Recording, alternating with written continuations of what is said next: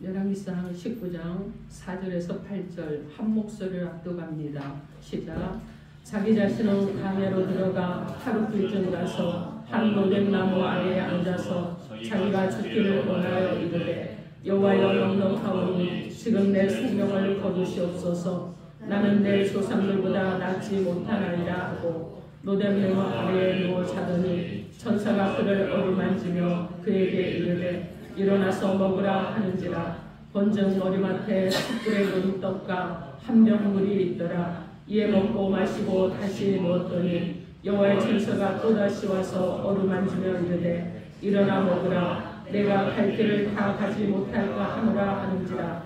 이에 일어나 먹고 마시고 그 음식물의 힘을 의지하여 40주 40야를 가서 하나님의 산 호렙에 이르니라. 아멘. 기도하겠습니다. 주님, 오늘도 하나님의 말씀을 간절함으로 받게 하여 주옵소서. 말씀을 통하여 우리를 새롭게 해주시고 주님 말씀을 통하여 우리를 하나님이 위로해 주시고 우리를 또 만져주시고 치료해 주시고 회복해 주심으로 오직 하나님만을 믿고 나아갈 수 있는 복 있는 인생으로 함께하여 주옵소서. 예수님 이름으로 기도합니다. 아멘. 자, 오늘 하나님께서 우리에게 주시는 말씀은 지치고 낙심된 삶을 회복하라. 그래서 지치고 낙심된 삶을 회복하라. 이런 제목으로 하나님의 말씀을 선포하겠습니다.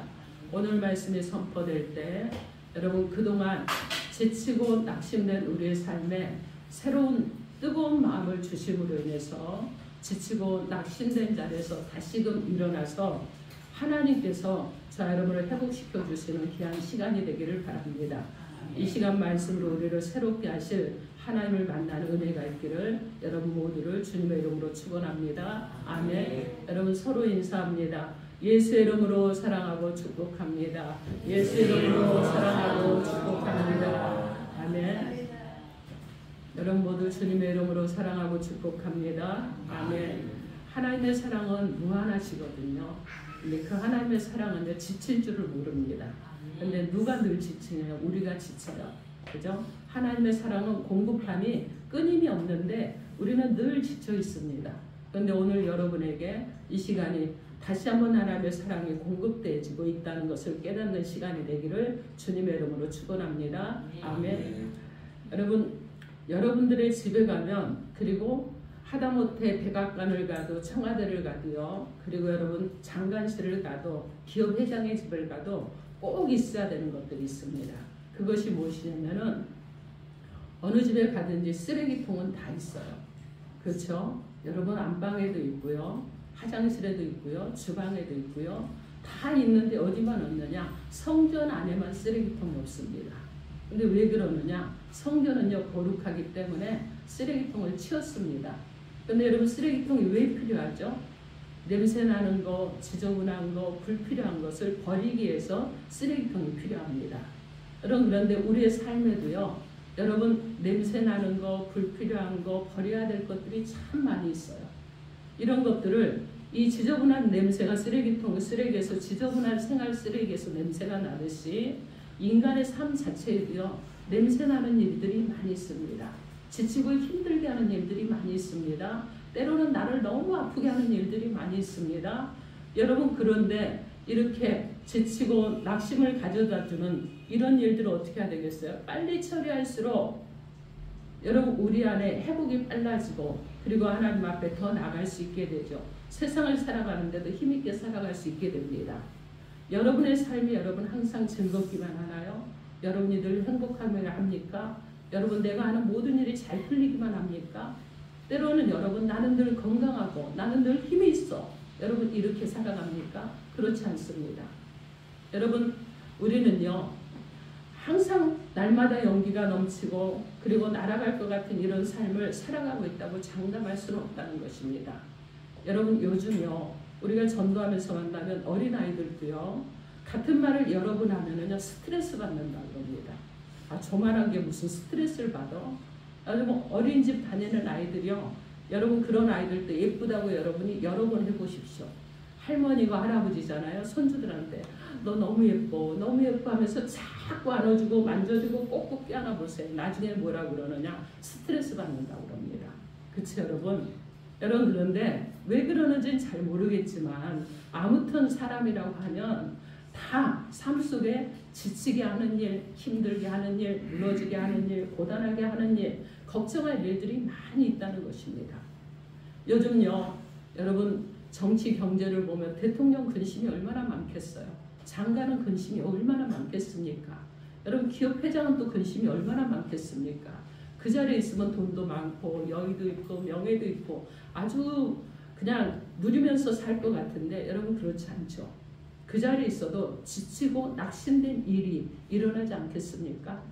오늘 우리는 그런 신분을 갖지는 못했지만 지치고 낙심된 삶을 살아가고 여러분 그들은요 그런 신분을 가졌기 때문에 오히려 늘 어떠느냐 늘 평안하고 기쁘게 살아간다고 말하지 못합니다.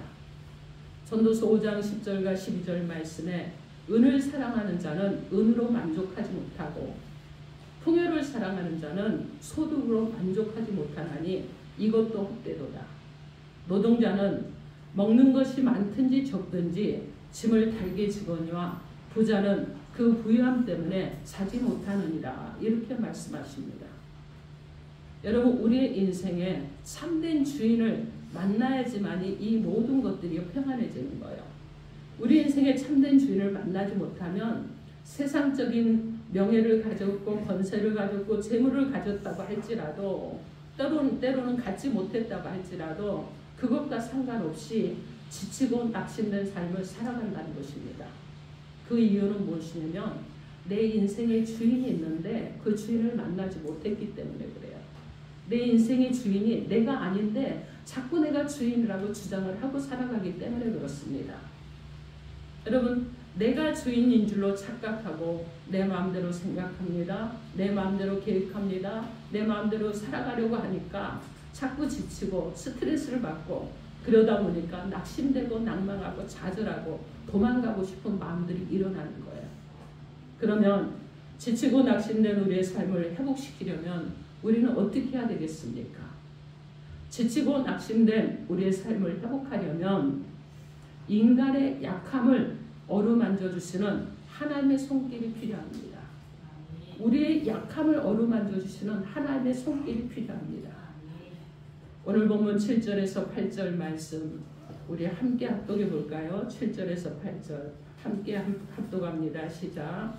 여호와의 천사가 또다시 와서 어루만지며 이르되 일어나 먹으라. 내가 갈 길을 다 가지 못할까 하노라 하는지라. 이에 일어나 먹고 마시고 그 음식물에 힘을 의지하여 40주 40일을 가서 하나님의 산 호렙에 이르니라. 아멘. 이 말씀의 배경이 있습니다. 북쪽 이스라엘에 아합 왕조가 들어서면서 하나님을 믿는 이스라엘 땅에 바알이라는 우상을 섬기는 왕이 이 일들이 활발하게 일어났습니다. 그것은 무엇이냐면 왕후가 이세벨인데 이 이세벨이요 바알을 숭배하는 여자였어요. 그래서 어떻게 하느냐 하나님을 섬기는 것이 아니라 바알을 숭배하는데 적극적으로 왕비가 앞장섰기 때문에 이스라엘 전역에 바알을 숭배하는 사람들이 많이 일어나게 되고 저녁에 바알이 신상에 세워졌고 그러면서 하나님을 믿는 사람들이 핍박을 받게 되는 이런 일이 일어났습니다. 이렇게 이스라엘 땅에 바알 숭배가 만연해 있을 때 거기에 맞서 싸운 사람이 있어요. 그 사람이 오늘 본문의 주인공인 바로 엘리야 선지자였습니다.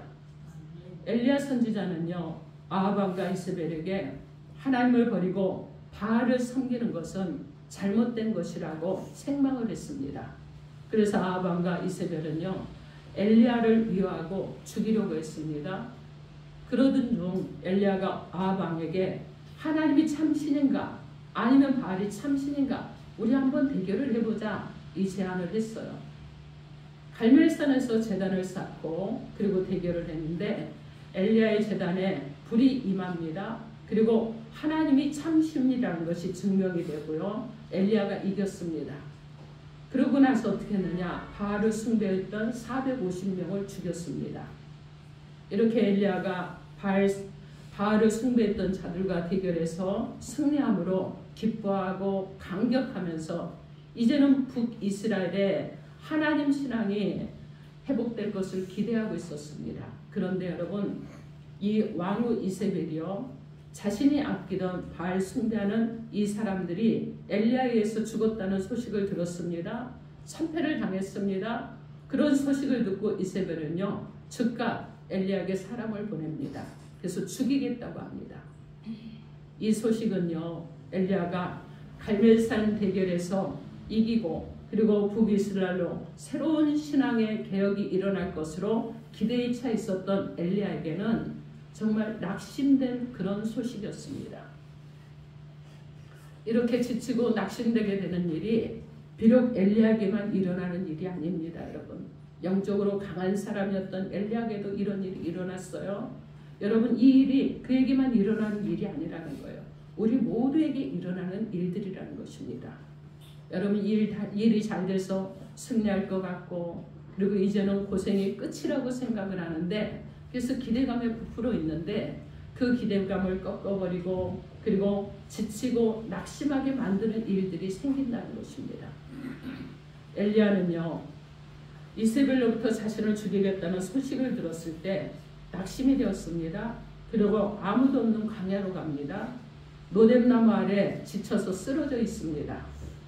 그리고 하나님을 향해서 말합니다. 내 생명을 거두어 달라고, 죽고 싶다고 하소연을 했습니다. 문제가 너무 심각합니다. 하나님, 나 죽고 싶습니다. 내 생명 좀 가져가 주세요. 이렇게 지금 하소연을 하는 거예요.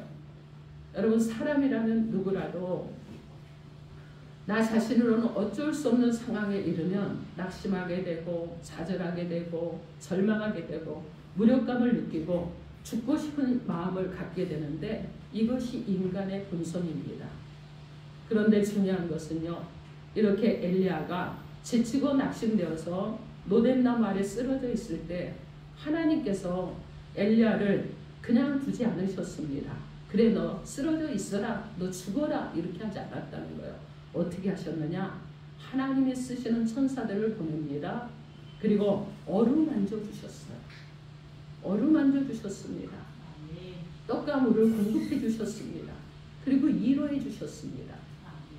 지치고 낙심이 되어서 죽고 싶어 했던 엘리야에게 인간의 약함을 어루만져 주시는 하나님의 따뜻한 손길이 임한 것입니다. 그리고 그 손길을 통해서 지치고 낙심된 자리에서 일어나 다시 한번 새 출발할 수 있게 되는 계기가 되었다는 것입니다. 여러분, 오늘날 많은 사람들이요, 건세나 명예나 물질 등 세상적인 이런 배경을 믿고 자신의 성공과 행복을 꿈꾸고 그렇게 살아가고 있습니다. 그러나 건세나 명예, 물질 등 세상적인 배경이 아무리 든든하다고 해도 성공적인 삶을 살려면 인간의 약함을 어루만져 주시는 하나님의 따뜻한 손길이 반드시 필요한 것입니다. 우리가 어릴 때, 여러분, 여기 어르신들 계시니까 나이 드신 분들 알 거예요. 배가 아프면 어머니가 어떻게 하죠? 배를 다 옷을 올려놓고 손으로 이렇게 만져주시잖아요. 그러면 여러분 어떻습니까? 배가 아픈데 이걸 만진다고 이게 나을까요? 아니죠. 그런데 여러분, 엄마가 그냥 손으로 이렇게 만져주시고 이 얘기 저 얘기하면서 눈을 마주보면서 대화를 하면 어떻게 되죠?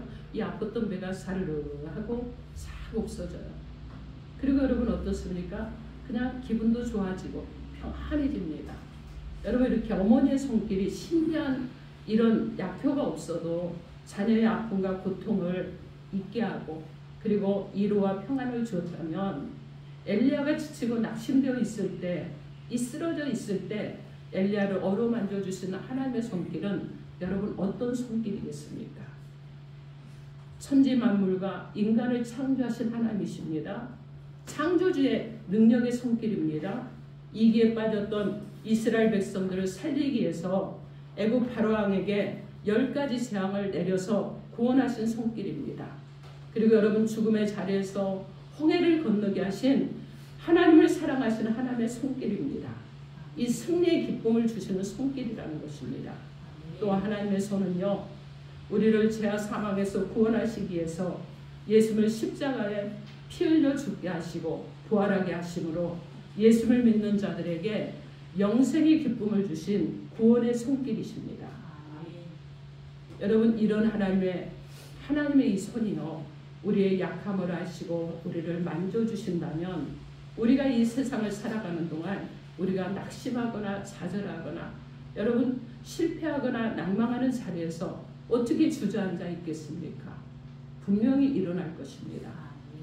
그러므로 우리에게 물질이 있어도 우리의 약함을 아시고 어루만져 주시는 우리의 주인 되신 하나님을 믿어야 되고, 우리에게 건세와 명예가 있어도 우리의 약함을 아시고 어루만져 주시는 인생의 주인 되시는 하나님을 믿고 의지해야 되는 것입니다.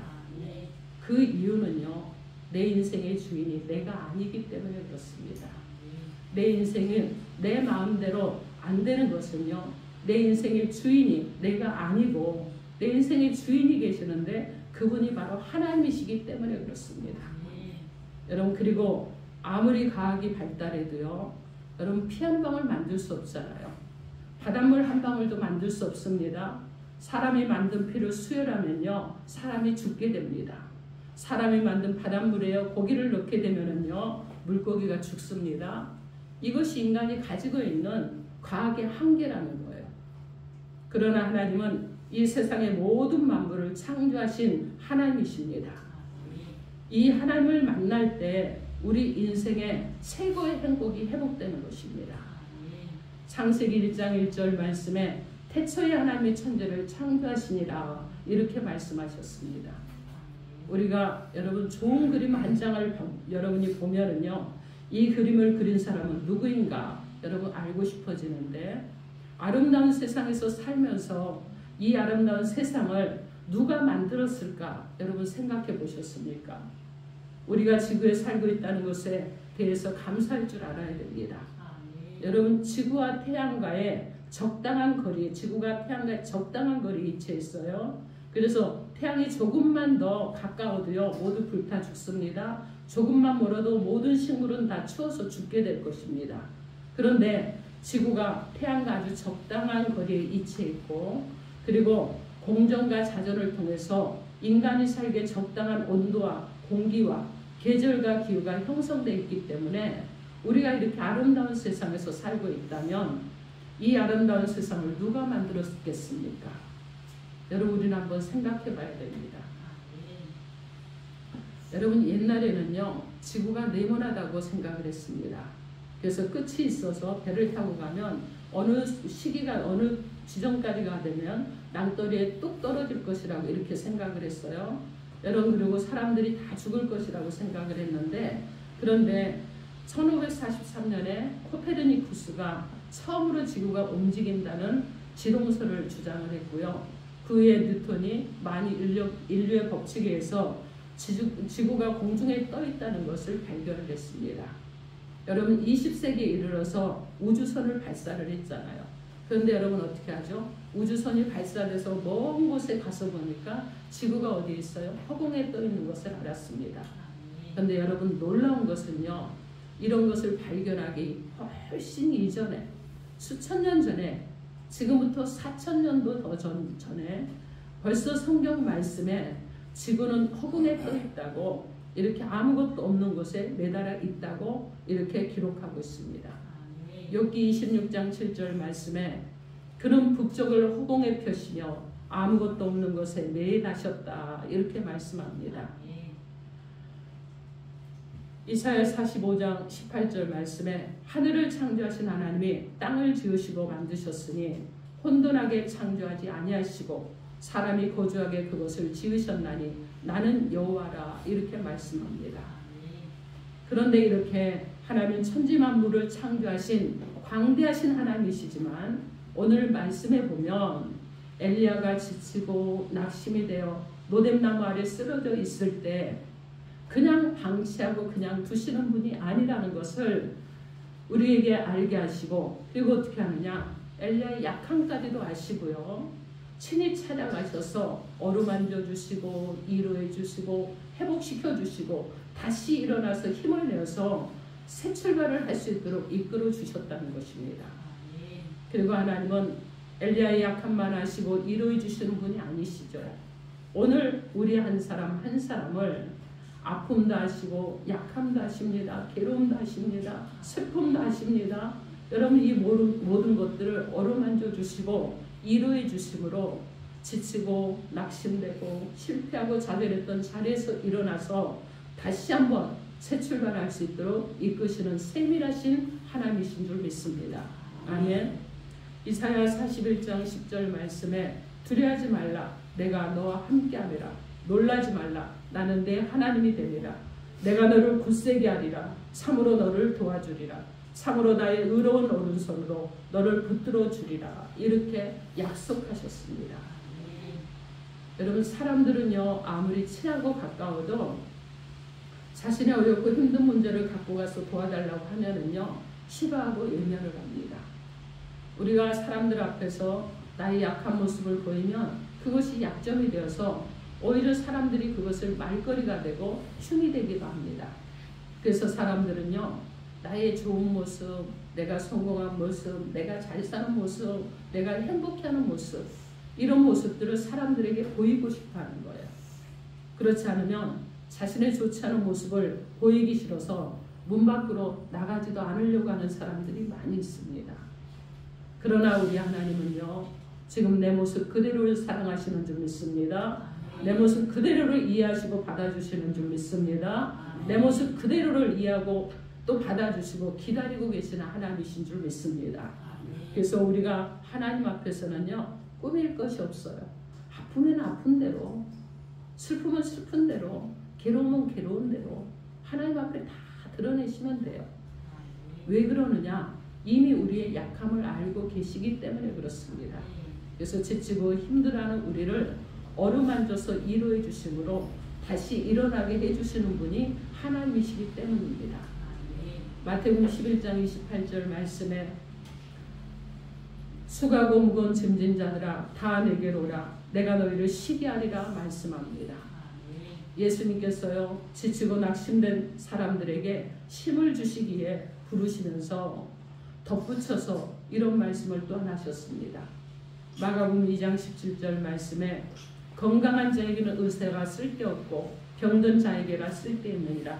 나는 의인을 부르러 온 것이 아니요 죄인을 부르러 왔노라. 이렇게 말씀하셨습니다. 이 말씀의 뜻은요 의사는 건강한 사람보다 병든 사람이 몸이 아픈 사람이 꼭 필요한 사람이잖아요. 없으면 안 될 사람이 누구예요? 중요한 사람이 의사잖아요. 마찬가지로 하나님도 아무에게나 필요하고 좋은 분이 아니라 이 말씀이에요. 나는 죄가 없는 의인입니다. 나는 완전한 사람입니다. 나는 힘이 있어서 내 능력으로 내 주먹으로 내가 살 수 있습니다. 여러분 이런 사람들에게는요 사실 하나님이 필요 없어요. 이런 사람이 여러분 하나님을 믿기는 또 쉽지가 않습니다. 그런데 여러분 어떤 사람이 하나님이 더 필요하냐? 내가 약한 사람입니다. 내가 너무나 약한 존재라는 것을 주님 내가 압니다. 이런 사람에게 주님이 필요하시다는 것입니다. 의사는요 병든 자에게 필요하듯이 하나님은 자신의 약함을 발견하고 하나님의 도움을 구하는 사람들에게 하나님이 되어주십니다. 하나님은 자신의 약함을 아는 자들을 결코 예면하지 않으십니다.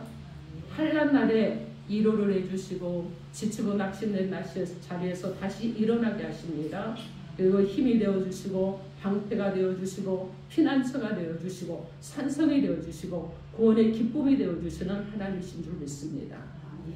시편 118편 7절로 8절 말씀에 여호와께서 내 편이 되사 나를 돕는 자들 중에 계시니 여호와께서 피하는 것이 사람을 신뢰하는 것보다 나으며 여호와께 피하는 것이 고관들을 신뢰하는 것보다 낫도다. 그들이 벌들처럼 나를 에워쌌으나 가시덤불에 불같이 타 없어졌나니 여호와께서는 나를 도우셨다. 이렇게 말씀합니다. 그 하나님 어떤 분이십니까? 나의 능력과 찬송이 되시는 분입니다. 나의 구원이 되시는 하나님이신 것입니다. 이 시간 여러분에게 혹시라도 살아오면서 지치고 또 그로 인해서 삶의 의욕을 잃고 낙심 중에 있는 분이 계시다 그러면 인간의 약함을 어루만져 주시는 하나님을 의지하시기 바랍니다. 그분을 믿으시기 바랍니다. 여러분 그 하나님을 믿으시면 하나님께서 여러분의 위로해 주시고 샘을 주시고 일으켜 주실 줄 믿습니다. 아멘. 이 시간 여러분이요 정말 힘이 들다 그러면 여러분 내게 평안이 없고 내게 괴로움이 늘 있고 내가 지쳐있고 낭망이 있다 그러면 여러분 이 평안함을 주시는 예수 그리스도를 만나시기 바랍니다. 그분은요 여러분의 모든 삶을 주관해 주시고 여러분이 과거에 걸어왔던 괴로운 인생, 우리의 인생이 시편에 보면 우리의 인생의 자랑은 고생뿐이라 이렇게 말씀합니다. 고생 중에서 어려움 중에서 힘든 중에서 살아오셨던 모든 삶에 여러분 예수 그리스도를 만남으로 그분과 함께하기 시작하는 그 순간 하나님께서 여러분을 새롭게 해주시고 여러분 마음의 평안도 주시고 참으로 행복된 새로운 행복의 축복이 되고 그리고 행복이 시작이 되고 축복이 시작이 되는 귀한 시간이 될 줄 믿습니다. 그러므로 주 예수 그리스도를 믿으십시오.